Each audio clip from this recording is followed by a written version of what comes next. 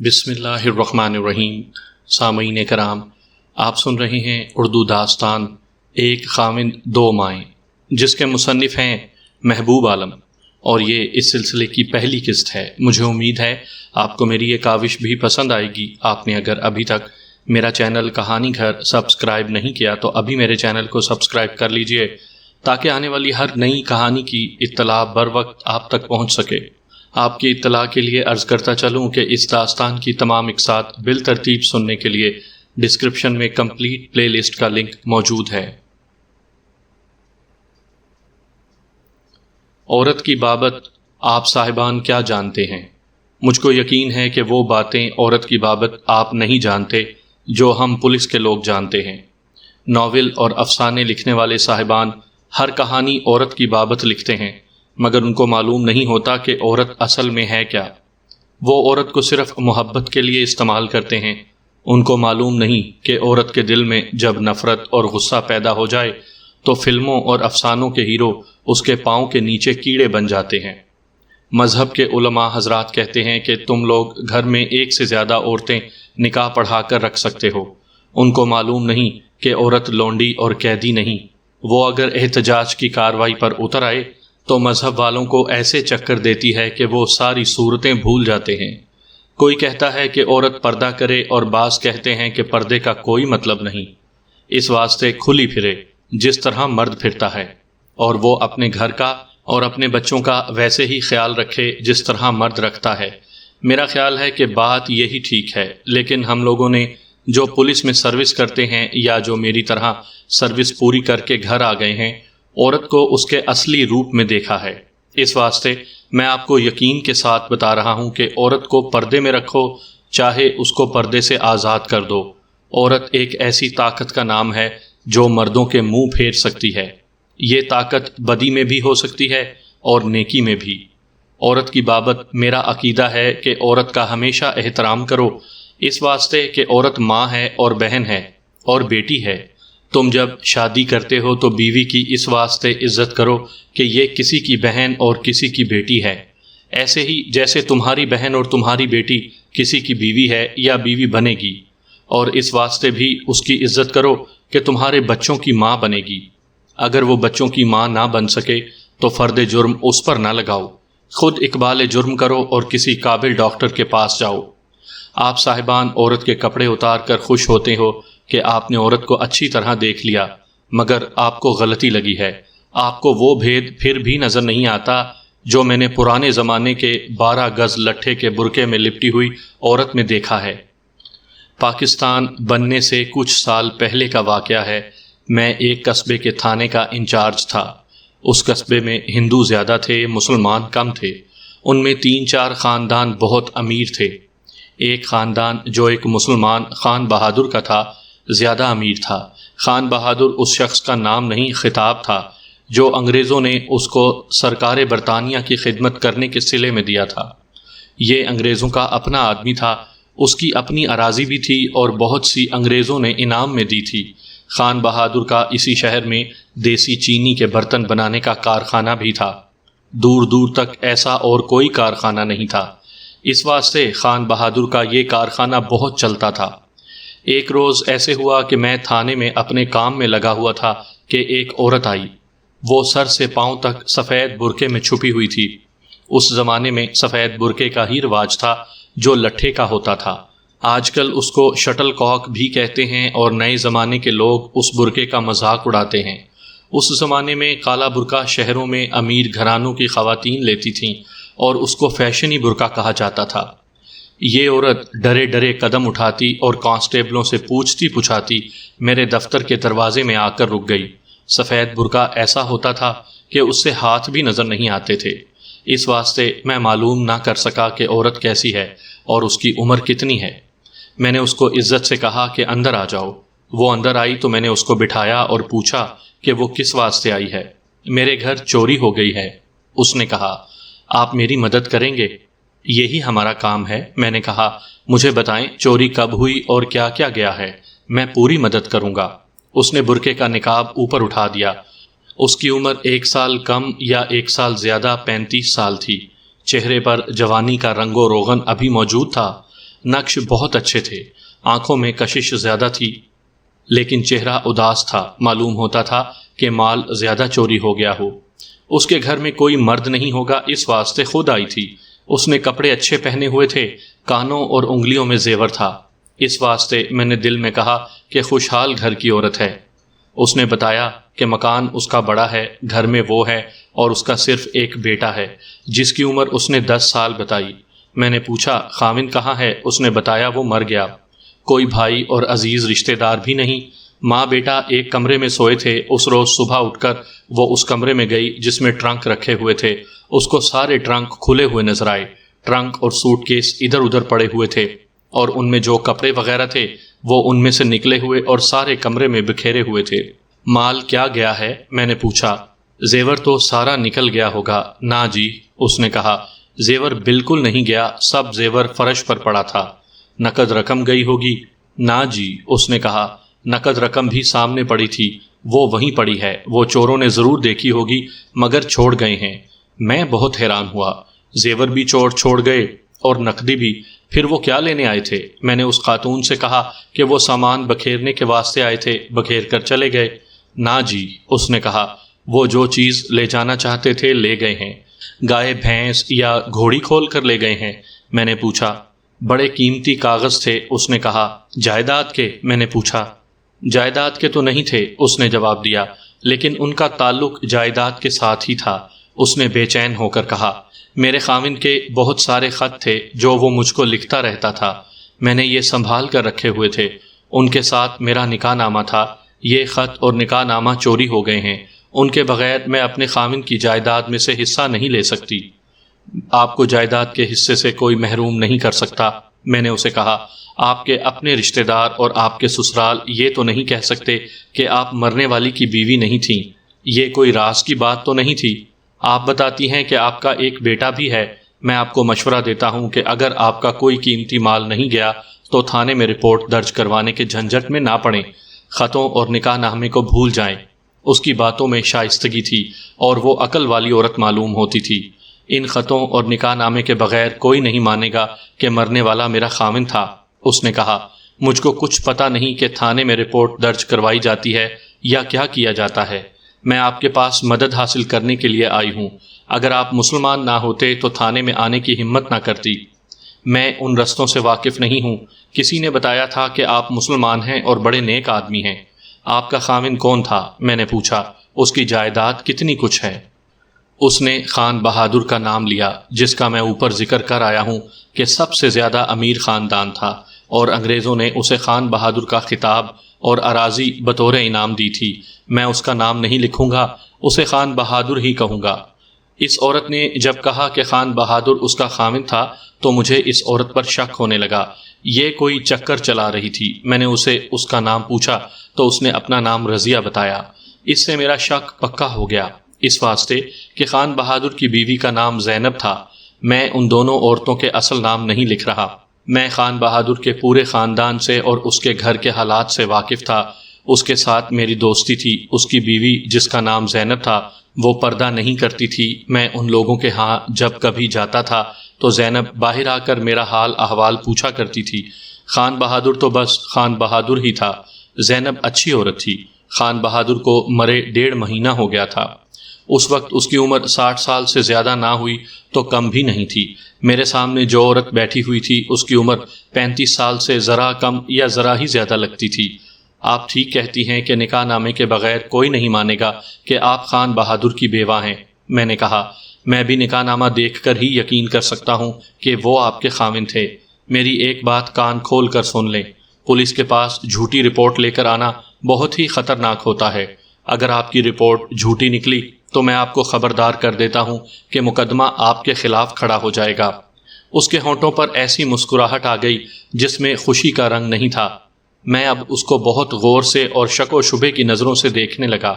میں خان بہادر کی دوسری بیوی تھی، رضیہ نے بتایا۔ میں آپ کو اپنا یہی مسئلہ تو بتانے آئی ہوں، آپ رپورٹ درج نہ کریں، میں ایک مشکل میں پھنس گئی ہوں، مجھے اس کا حل بتائیں۔ مجھے آپ پہلے یہ بتائیں کہ آپ خان بہادر کی بیوی کب بنی تھیں؟ میں نے کہا، اگر یہ راز کی کوئی بات ہے تو یہ مجھ سے نہ چھپائیں، اس واسطے کہ آپ غلط بات کریں گی تو میں آپ کی کوئی مدد نہیں کر سکوں گا۔ اس نے مجھے اپنی شادی کی ساری کہانی بیان کر دی۔ کہنے لگی، میرے ابا جان خان بہادر کے کارخانے میں مینیجر تھے۔ ان کی دراصل گہری دوستی تھی۔ ابا جان ایک اور شہر میں کسی کمپنی میں ملازم تھے۔ مجھ کو معلوم نہیں تھا کہ خان بہادر کے ساتھ ان کی دوستی کس طرح ہوئی تھی۔ میں اور میری امی ابا جان کے ساتھ رہتے تھے۔ میں ابھی چھوٹی عمر میں تھی۔ مجھ کو یاد ہے کہ خان بہادر کے بچے بھی تھے۔ خان بہادر نے یہاں یہ کارخانہ کھول لیا اور میرے ابا جان کو وہ نوکری چھڑا کر یہاں لے آیا۔ آپ کے ابا جان کسی پرائیویٹ کمپنی میں ملازم نہیں ہوں گے، میں نے کہا۔ وہ کسی ایسے سرکاری دفتر میں ملازم ہوں گے جہاں خان بہادر انگریز افسروں کی چاپلوسی کے لیے جاتا ہوگا، اور آپ کے ابا جان کے بغیر یہ کام نہیں ہو سکتا ہوگا۔ یہ خان بہادر کسی کے دوست نہیں ہوا کرتے۔ وہ میری چھوٹی عمر کی باتیں ہیں، رضیہ نے کہا۔ آپ شاید ٹھیک کہتے ہوں گے۔ میں یہی جانتی ہوں کہ ابا جان یہاں خان بہادر کے پاس آ گئے۔ شاید کارخانے میں ان کی حصے داری بھی تھی، لیکن کارخانہ ابا جان چلا رہے تھے۔ میں بڑی ہوئی، کارخانہ بھی بڑا ہو گیا۔ میں یہاں اسکول میں پڑھتی تھی۔ میرے 2 بھائی پیدا ہوئے اور مر گئے۔ میری امی بیمار رہنے لگی۔ میں نے 8 جماعتیں پاس کر کے اسکول چھوڑ دیا، اس واسطے کہ گھر میں امی کو میری ضرورت تھی، اور دوسرا اس واسطے کہ یہاں ہائی اسکول بھی نہیں تھا۔ خان بہادر کارخانے میں کبھی کبھی آیا کرتے تھے۔ اگر وہ آپ کے دوست ہیں تو آپ کو معلوم ہوگا کہ وہ اپنی زمین پر زیادہ رہتے تھے، میرے ساتھ بہت پیار کرتے تھے۔ 2 سال بعد میری امی فوت ہو گئی۔ اب تو میں جوان ہو چکی تھی۔ میں نے گھر سنبھال لیا۔ خان بہادر نے کارخانے کے قریب ہمیں یہ مکان بنا دیا تھا۔ میں اسی میں رہتی ہوں۔ اسی میں چوری ہوئی ہے۔ اس عورت نے بڑی لمبی کہانی سنائی۔ میں اس کے ساتھ اچھی طرح بول رہا تھا، اس واسطے کہ اس کے ساتھ ہمدردی ہو گئی تھی، پھر اس واسطے بھی کہ میرے دل میں کچھ اس کے خلاف شک بھی تھا۔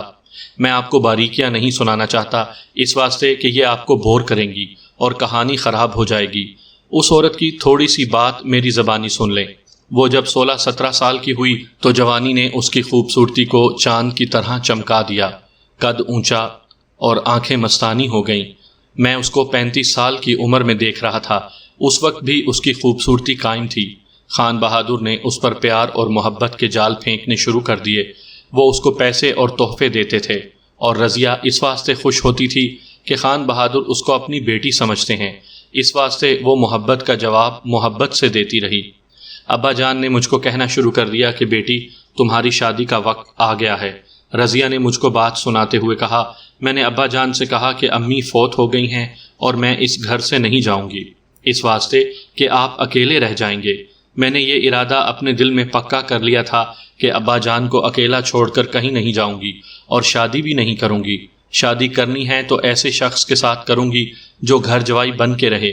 میرے دل میں ابا جان کا اتنا پیار تھا کہ میں نے اپنی زندگی ان پر قربان کر دینے کا ارادہ کر لیا تھا۔ آپ کو معلوم ہے کہ والدین اپنی بیٹیوں کو گھر نہیں بٹھایا کرتے۔ ابا جان کو میری شادی کا غم لگ گیا۔ ہماری کوئی برادری نہیں ہے، اس واسطے رشتے کی مشکل تھی، غیر لوگوں کو رشتہ دینا بھی مشکل تھا۔ ابا جان نے میری یہ شرط مان لی کہ رشتہ اسے دیں گے جو ہمارے پاس رہے۔ آپ کو معلوم ہے ایسا رشتہ کہاں سے ملتا ہے۔ خان بہادر میرے اوپر اور زیادہ مہربان ہو گئے۔ ان کا ایک بیٹا جوان تھا، میں نے اس کو نہیں دیکھا تھا۔ پھر ایسے ہوا کہ ابا جان کی صحت خراب ہونی شروع ہو گئی۔ وہ کام کرتے تھے مگر جلدی تھک جاتے، اس واسطے کہ وہ بوڑھے ہو گئے تھے۔ اس کے آنسو بہنے لگے اور وہ چپ ہو گئی۔ دوپٹے سے آنسو پونچھتی رہی اور روتی رہی۔ میں نے اس کو تسلی دلاسا نہ دیا، اس واسطے کہ مجھ کو ایک بات یاد آ گئی۔ اس تھانے میں مجھ کو 2 سال سے اوپر عرصہ ہو گیا تھا۔ تھانے دار کو اپنے علاقے سے اور علاقے کے لوگوں سے واقف ہونا پڑتا ہے۔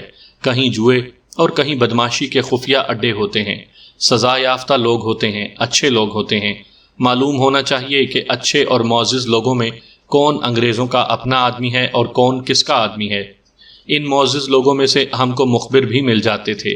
مجھ کو بتایا گیا تھا کہ خان بہادر کے کارخانے کے قریب ایک مکان ہے جس میں ایک بڑی خوبصورت اکیلی عورت رہتی ہے۔ یہ تو میں نے معلوم کر لیا تھا کہ وہ عورت کارخانے کے مینیجر کی بیٹی ہے اور مینیجر مر گیا ہے، مگر یہ پتہ نہ چلا کہ اس کا کوئی خاوند ہے بھی یا نہیں۔ میں نے پتہ چلایا ہی نہیں تھا، اس واسطے کہ اس عورت کی کوئی ایسی رپورٹ نہیں ملی تھی کہ بدکاری کرتی ہے یا کوئی اور گڑبڑ کرتی ہے۔ یہ معلوم ہو گیا تھا کہ خان بہادر اس کے گھر میں جاتا ہے۔ خان بہادر میرا دوست تھا، میں نے ایک بار اس سے اس عورت کی بابت پوچھا تو اس نے بتایا کہ اس کا باپ بھی مر گیا ہے اور خاوند بھی مر گیا ہے، اور وہ دونوں خان بہادر کے کارخانے میں ملازم تھے۔ خان بہادر نے یہ بھی بتایا کہ وہ اس عورت کی مالی امداد کرتا ہے، اس واسطے کہ اس کے باپ اور خاوند نے خان بہادر کی بہت خدمت کی ہے۔ میں نے خان بہادر کی بات مان لی تھی، اس واسطے کہ وہ بہت امیر آدمی تھا، ایسے سمجھ لیں کہ اپنی جاگیر کا مہاراجا تھا، وہ مدد کرنے کے قابل بھی تھا۔ اس کے بعد میں نے اس عورت کا جو ایک مکان میں اکیلی رہتی تھی خیال دماغ سے نکال دیا تھا۔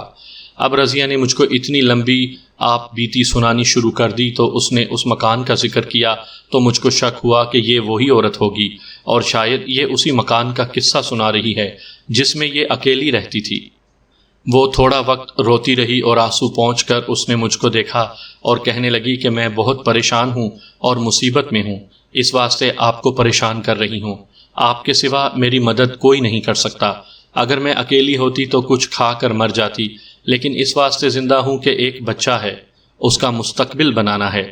میں نے اس کو تسلی دی کہ وہ مجھ سے مدد لینے آئی ہے، اس واسطے ہر طرح کی مدد کروں گا اور یہ میری ڈیوٹی ہے۔ میں نے اس سے یہ نہیں پوچھا کہ وہ کیا اسی مکان میں اکیلی رہتی ہے اور خان بہادر کبھی کبھی اس کے گھر آتا ہے۔ میں نے مناسب نہیں سمجھا کہ اس کو پتہ چلنے دوں کہ اس کی بابت مجھ کو کچھ خبر ہے، اس واسطے کہ کچھ گڑبڑ ہوتی تو وہ اپنی زبان کو کسی اور طرف لے جاتی اور میں گمراہ ہو جاتا۔ وہ یہ بات کر رہی تھی کہ اس کا باپ بوڑھا ہو گیا تو جلدی تھک جاتا تھا۔ آگے اس نے کہا، اب تو میں نے شادی کا خیال دماغ سے نکال ہی دیا تھا، ابا جان کو ہر وقت میری ضرورت ہوتی تھی۔ میں نے ایسا بھی دیکھا کہ ان کو میری شادی کا روگ لگ گیا تھا، میں ان کو ہنس ہنس کر تسلیاں دیتی تھی۔ خان بہادر آتے تھے تو میں نے ان کو بھی کہا کہ ابا جان کو کچھ سمجھائیں کہ میرا اتنا غم نہ کریں، آپ کو معلوم ہے کہ لڑکی اپنے باپ کے ساتھ اور اپنے بزرگوں کے ساتھ اپنی شادی کرنے یا نہ کرنے کی بات نہیں کر سکتی۔ آپ کہتے ہوں گے کہ یہ عورت بے حیا ہے، اس واسطے کہ بزرگوں کے ساتھ اپنی ہی شادی کی باتیں کرتی تھی، لیکن آپ اپنے دماغ میں یہ سوچیں کہ گھر میں ابا جان تھے اور میں تھی، میرا کسی عورت کے ساتھ اٹھنا بیٹھنا نہیں تھا، میں تو ابا جان کی خاطر گھر میں قید ہو گئی تھی، پھر ابا جان کی صحت کو دیکھتی تھی تو دل جلتا تھا، ان کے دل کو خوش رکھنے کے واسطے میں ہر ایک بات زبان سے کہہ دیتی تھی۔ اس حال میں 4 سال گزر گئے، میری عمر 21 سال ہو گئی۔ اس عمر تک کون اپنی بیٹی کو گھر میں بٹھاتا ہے؟ اتنی جوانی میں کوئی بیٹی گھر بیٹھتی بھی نہیں، مگر میں نے اپنا دل مار لیا۔ ابا جان کی حالت زیادہ خراب ہو گئی۔ خان بہادر نے ان کو کہا کہ تم ٹھیک ہوتے ہو تو کارخانے میں جایا کرو، ٹھیک نہیں ہوتے تو مت جاؤ۔ اس واسطے خان بہادر مجھ کو اچھے لگتے تھے کہ میرے ابا جان کا اتنا زیادہ خیال کرتے تھے، مجھ کو اب وہ قیمتی تحفے دیتے تھے۔ ایک روز خان بہادر ایسے وقت میرے گھر آ گئے جس وقت ابا جان کارخانے میں تھے۔ میں ان کو دیکھ کر بہت خوش ہوئی، اس واسطے کہ مجھ کو بیٹی سمجھ کر پیار کرتے تھے۔ انہوں نے ایسی بات کہہ دی جس واسطے میں کانپنے لگ گئی۔ پہلے تو کہنے لگے کہ تمہارے ابا جان تمہاری فکر کر کر کے بیمار اور بوڑھے ہو گئے ہیں۔ میں نے بہت کوشش کی ہے کہ کوئی گھر جوائی مل جائے لیکن نہیں ملا۔ پھر خان بہادر نے کہا، تمہارے ابا جان کو میں اپنے بھائیوں سے زیادہ عزیز سمجھتا ہوں، اس کا غم مجھ سے دیکھا نہیں جاتا، میں یہی کر سکتا ہوں کہ میں ہی تمہارے ساتھ شادی کر لوں۔ مجھ کو بہت امید ہے کہ تم اس بات کو پسند کرو گی۔ میں آپ کو کس طرح بتاؤں کہ میری کیا حالت ہوئی؟ ایسا محسوس ہوتا تھا جیسے میرے ابا جان نے مجھ کو کہا ہے کہ بیٹی آج سے تم میری بیوی ہو۔ مجھ کو تو پتہ نہیں چل رہا تھا کہ خان بہادر کو کیا کہوں، دل میں ان کا بہت لحاظ تھا۔ میں نے کہا، آپ خود سوچ لیں، میں تو کوئی جواب نہیں دے سکتی۔ انہوں نے مجھ کو ابا جان کے واسطے دیے، پھر محبت کی بات شروع کر دی کہ میں تمہاری محبت میں مرا جا رہا ہوں۔ وہ اپنی طرف سے بات پکی کر کے چلے گئے، مگر میری حالت ایسی ہو گئی کہ جسم کے اندر چیونٹیاں چلنے لگیں۔ میں روتی بھی رہی، آخر ابا جان آ گئے۔ میں نے ان کو بتایا کہ خان بہادر مجھ کو کیا کہہ کر گئے ہیں۔ مجھ کو ڈر تھا کہ ابا جان پر بہت برا اثر ہوگا اور شاید وہ بے ہوش ہو جائیں گے اور ان کو بہت غصہ آئے گا جو ان کی صحت کو تباہ کر دے گا، مگر انہوں نے میری بات آرام سے سنی، ان پر کوئی خطرناک اثر نہ ہوا۔ میں نے ان کو بتایا کہ خان بہادر کی اس بات کی بابت میرے دماغ میں کیسے کیسے خیال آتے ہیں اور میں نے اس بات کو بہت برا سمجھا ہے۔ ابا جان نے میری ساری بات اور میرے خیالات سن کر کہا، ہاں رضیہ، انہوں نے اس بابت میرے ساتھ بات کر لی تھی، تمہارے ساتھ وہ بات نہ کرتے تو بھی اس کی کیا ضرورت تھی؟ میں خان بہادر کا یہ احسان اور ان کی یہ قربانی بھول نہیں سکوں گا اور اس کی قیمت نہیں دے سکوں گا۔ ان کی ساری باتیں میں آپ کو نہیں سناؤں تو مناسب ہے، اس واسطے کہ آپ اکتا جائیں گے۔ آج کل تھانے دار اور سرکاری ہسپتالوں کے ڈاکٹر کسی کی اتنی لمبی بات نہیں سنا کرتے، ان کے آگے فیس رکھ دو تو کچھ توجہ دیں گے۔ ہمارے وقتوں میں کچھ اور معاملہ تھا، فیس تو اس وقت بھی چلتی تھی لیکن اس طرح نہیں کہ فیس کے بغیر کام ہی رکے رہیں۔ اس وقت ڈر یہ ہوتا تھا کہ کسی نے اوپر والوں کو درخواست دے دی تو انگریز افسر دوڑے آئیں گے اور کوئی روح رعایت نہیں کریں گے۔ اس عورت کا معاملہ مجھ کو کچھ اور نظر آتا تھا۔ عورت ذات تھی اور اس کے ساتھ کوئی مرد نہیں تھا، اس واسطے میں نے اس کو جو پہلے تسلی دی تھی اسی طرح پھر تسلی دی کہ وہ پوری بپتا سنائے، لیکن خیال ایسا دماغ میں نہ رکھے کہ جھوٹ بولے گی تو میں اس کو سچ مان جاؤں گا۔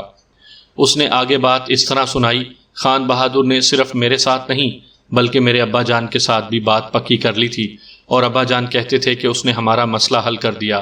میں نے ابا جان سے کہا کہ خان بہادر کی عمر کی بابت ان کا کیا خیال ہے؟ انہوں نے کہا کہ بیٹی، مرد کی عمر اور شکل نہیں دیکھنی چاہیے، یہ دیکھو کہ خاوند تندرست اور خوشحال ہے اور اس کے دل میں تمہاری محبت موجود ہے۔ تم دیکھ لو، خان بہادر میں یہ ساری چیزیں موجود ہیں۔ میں اس رشتے کو قبول نہ کرتی، لیکن ابا جان کی آنکھوں میں آنسو آ گئے اور انہوں نے کہا، اگر تم مجھ کو زندہ دیکھنا چاہتی ہو تو خان بہادر کو قبول کر لو، اگر مجھ کو اس حال میں چھوڑ کر جانا چاہتی ہو تو ایسے رشتے تو بہت ملتے ہیں۔ میں نے کہا کہ خان بہادر گھر جوائی تو نہیں بنیں گے، ان کی بیوی بھی ہے، بچے بھی ہیں، اور سنا ہے کہ ایک لڑکا میری عمر کا یا سال ڈیڑھ سال مجھ سے بڑا ہے۔ ابا جان نے مجھے بتایا کہ یہی تو خان بہادر نے مجھ پر مہربانی کی ہے، وہ کہتے ہیں کہ تم یہیں رہو گی گھر میں، خان بہادر یہیں آ جایا کریں گے، اور اس شادی کو وہ راز میں رکھنا چاہتے ہیں۔ کبھی مجھ کو ایسے صبر آ جاتا کہ میں خواب دیکھ رہی ہوں اور جاگ جاؤں گی تو یہ معاملہ غائب ہو جائے گا۔ ابا جان نے اس بات کو پکا کر دیا تھا۔ انہوں نے مجھ کو بتایا کہ معاملہ کس طرح طے ہوا ہے۔ میں اس تفصیل کو مختصر کر دیتا ہوں۔ ہمارے معاشرے میں اس وقت بھی جب ہم ہندوستانی کہلاتے تھے اور بعد میں بھی جب ہم پاکستانی کہلاتے تھے، ایسے واقعات کسی کو حیران نہیں کرتے۔ دولت ہو تو مرد بڑھاپے میں بھی اپنے آپ کو جوان سمجھتا ہے اور جوان لڑکی کو بیوی بنا لیتا ہے۔ اس کے بعد اس کو مجبوراً یہ کرنا پڑتا ہے کہ بیوی کا غلام ہو جاتا ہے اور اپنے آپ کو دھوکہ دے لیتا ہے کہ یہ نوجوان بیوی اس کو بہت چاہتی ہے۔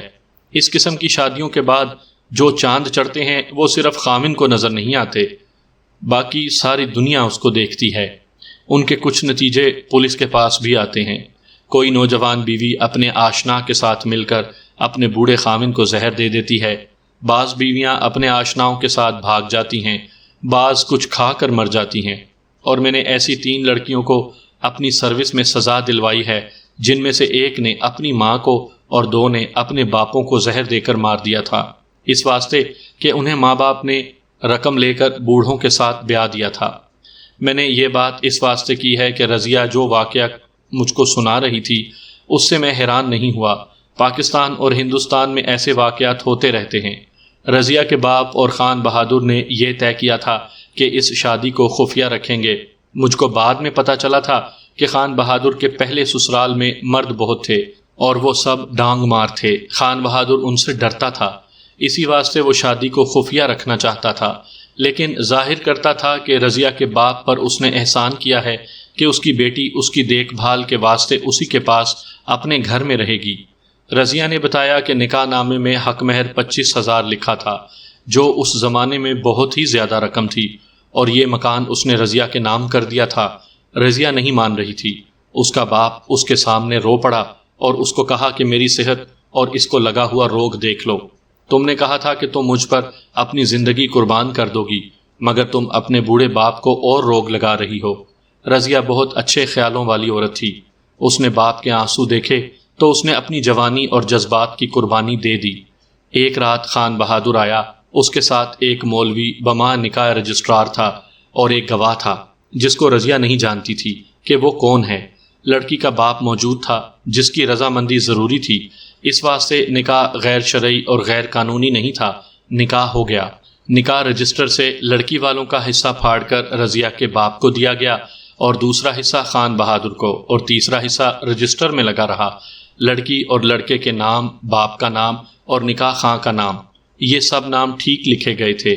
میں نے رضیہ کو بتایا کہ اسے نکاح نامے کا غم نہیں کرنا چاہیے، اس واسطے کہ نکاح رجسٹر موجود ہے جو میں ڈھونڈ کر حاضر کر دوں گا۔ یہ بات سن کر رضیہ خوش ہو گئی اور ہاتھ اٹھا کر اس نے مجھ کو دعا دی، میرے بیٹے کا مستقبل محفوظ کر دیں۔ اس نے کہا، اللہ آپ کی اولاد کو سکھی اور خوشحال رکھے گا۔ تھانے دار اکثر اپنی فیس وصول کر لیا کرتے ہیں، میں ان کو بتاتا ہوں کہ کبھی فیس کے طور پر کسی مظلوم کی دعا وصول کر کے دیکھیں کہ یہ نقد رقم سے زیادہ قیمتی ہوتی ہے۔ میں نے بہت سے مظلوموں کی دعائیں رشوت کے طور پر لی ہیں۔ گواہ اللہ ہے کہ میری اولاد سکھی اور خوشحال ہے۔ اتنی خوبصورت لڑکی ایسے آدمی کی بیوی بن گئی جو اس سے 25-26 سال بڑا تھا اور اس کے بیٹے کی عمر رضیہ جتنی تھی۔ رضیہ کی عجیب سی ازدواجی زندگی شروع ہو گئی۔ خان بہادر ہفتے میں کبھی ایک کبھی دو راتیں رضیہ کے گھر گزار جاتا تھا۔ 1-2 دفعہ ہفتے میں دن کو آتا تھا۔ 2 سال بعد رضیہ کے ہاں یہ بیٹا پیدا ہوا۔ اب یہ بچہ 10 سال کا ہو گیا تھا۔ خان بہادر بیمار ہو گیا اور پورا 1 مہینہ رضیہ کے پاس نہ آیا۔ میں نے آپ کو شاید یہ نہیں بتایا کہ خان بہادر کا گاؤں جہاں اس کی اراضی تھی قصبے سے 14-15 میل دور تھا۔ وہ جگہ دوسرے تھانے کے علاقے میں تھی۔ میں اس علاقے میں رہ چکا تھا اور خان بہادر کے ساتھ میری دوستی وہیں ہوئی تھی۔ اب اس کا کارخانہ میرے تھانے کے علاقے میں تھا۔ اس کے ساتھ ملاقاتیں ہوتی رہتی تھیں۔ خان بہادر بیمار ہو گیا تو اس نے رضیہ کے نام اپنے ایک ملازم یاسین کے ہاتھ رکا بھیجا۔ اس میں اس نے اپنی بیماری کا حال لکھا اور یاسین کی بابت لکھا کہ یہ اس کا خاص ملازم ہے اور اسے اس شادی کا علم ہے۔ خان بہادر نے لکھا کہ یاسین کے ساتھ رضیہ ہر طرح کی بات کر سکتی ہے اور یہ پوری طرح اعتبار کے قابل ہے۔ بیماری لمبی ہوتی گئی۔ خان بہادر نے یاسین کے ہاتھ 3-4 رکے بھیجے۔ رضیہ ان رکوں کو سنبھال کر رکھتی رہی۔ رضیہ کو اپنے باپ نے بتایا کہ خان بہادر کی غیر حاضری میں اس کا بیٹا حامد کبھی کبھی کارخانے میں آتا ہے۔ حامد اصلی نام نہیں۔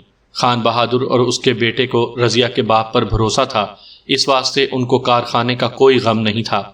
اس سے آگے میں اس قصے کو اور زیادہ مختصر کر دیتا ہوں۔ رضیہ پہلے ہی گھر میں ایک قیدی کی طرح زندگی گزار رہی تھی۔ شادی کے بعد وہ بالکل ہی قیدی بن گئی۔ شادی کا راز اس کو پریشان رکھتا تھا اور اس واسطے وہ اور زیادہ اداس رہتی تھی کہ اس کو اپنی عمر سے دگنی سے بھی زیادہ عمر کا خامند ملا تھا۔ ایسے سمجھ لیں جیسے افسانے لکھنے والے لکھا کرتے ہیں کہ اس کی جوانی کے جذبات کو گھن لگ گیا ہو۔ وہ کسی سے بھی نہیں ملتی تھی۔ خان بہادر امیر آدمی تھا اور دیہات میں رہتا تھا اور خالص غذا کھاتا تھا، اس واسطے وہ تندرست رہا، مگر وہ شراب پیتا تھا۔ رضیہ کو شاید معلوم نہیں تھا، شراب نے اس کو بیمار کرنا شروع کر دیا۔ بڑھاپا پہلے ہی تھا۔ وہ ڈاکٹروں اور حکیموں کی گرم سرد دوائیاں کھانے لگا، ان سے اس کا جسم کمزور ہو گیا۔ یہ ایسی باتیں ہیں جو مجھ کو رضیہ نے نہیں بتائی تھیں، کچھ مجھ کو پہلے سے معلوم تھیں، اس واسطے کہ میں اس کو بیماری کے دوران کئی مرتبہ ملا تھا۔ میں نے اس کو کہا تھا کہ وہ اب شراب چھوڑ دے، لیکن اس واسطے کہ عادت بہت پرانی تھی وہ شراب نہیں چھوڑتا تھا۔ میں اس کے گھر کے سارے حالات جانتا تھا، لیکن اس دوسری شادی کا مجھ کو ذرا سا بھی شک نہیں ہوا۔